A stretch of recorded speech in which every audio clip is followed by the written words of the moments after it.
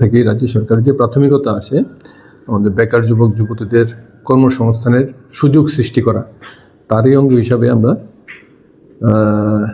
National career model career centre west district এবং director employment service and man power প্ল্যানিংয়ের উদ্যোগে একটা job ফেয়ারের আয়োজন করেছি। এই জব ফেয়ারে 3টা রাজ্যের এবং রাজ্যের বাইরে 3টা সংস্থা 270 জন বেকারকে নিযুক্ত করার জন্য উদ্যোগ নিয়েছে। সেটারই আজকে ইন্টারভিউ হচ্ছে এবং ব্যাপক সংখ্যক বেকার যুবক যুবতী আমরা দেখেছেন তারা আজকের ইন্টারভিউতে অংশগ্রহণ করছেন। আশা করি আমরা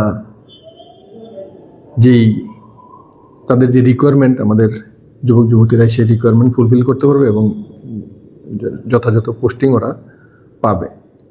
তো এর মধ্যে একটা সংস্থা বাইরের, যেটা তামিলনাড়ুতে সংস্থা, ওখানে তাদের আমাদের বেকার ভাই বোন যারা আছে জব সিকার, তাদের জন্য থাকা একটা ব্যবস্থাও ওনারা করবেন।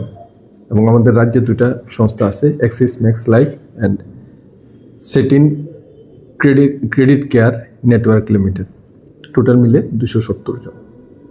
এর আগের যে জব ফেয়ারটা হয়েছিল সেখানে কত যুবক পার্টিসিপেট করেছে মোটামুটি?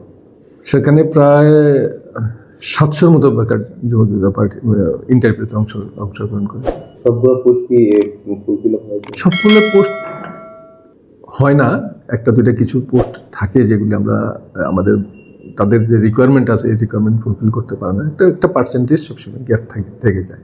আজকেরটা কত টাকা মোটামুটি কত কিরকম আসে? আজকে 270টা পোস্টের জন্য আমাদের এখন পর্যন্ত 600 অ্যাবাভ ক্যান্ডিডেট এসেছে। কি আশা করছেন? 270-এর মধ্যে আমরা আশা করি অন্তত 250 কাছাকাছি হয়ে যাবে, অ্যাপয়েন্টমেন্ট দিয়ে পেয়ে যাবে।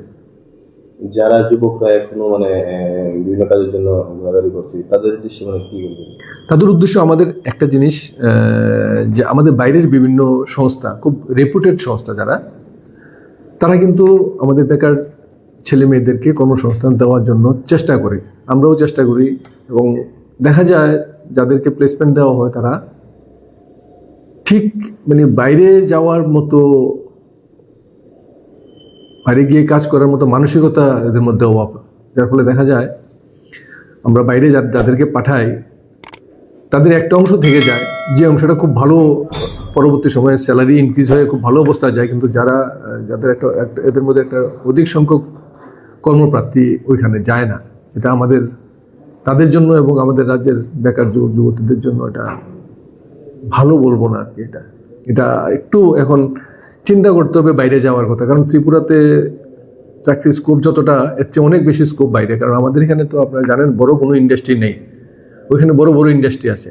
এবং আমাদের রাজ্যের বেকার যুবক যুবতীরা কিন্তু যথেষ্ট স্কিল্ড, এজন্য প্রেফারেন্সটা ওরা পায় এখান থেকে। ওই কোম্পানিগুলি প্রেফার করে আমাদের বেকার যুবক যুবতীদের। কিন্তু আমাদের জব সিকার যারা ভাই বোনেরা আছে তারা সেইভাবে এখনো বাইরে গিয়ে চাকরি করবে এটাকে এখনো ঠিকভাবে রপ্ত করতে পারছে না। কিন্তু একটা পার্সেন্টেজ যায় যেটা খুব ভালোভাবেই ওইখানে কাজ করে এবং ভালো, তাদের বেতনক্রম খুব তাড়াতাড়ি তাদের কিন্তু বেতনক্রম বৃদ্ধি পায়। আমাদের রাজ্য সরকারের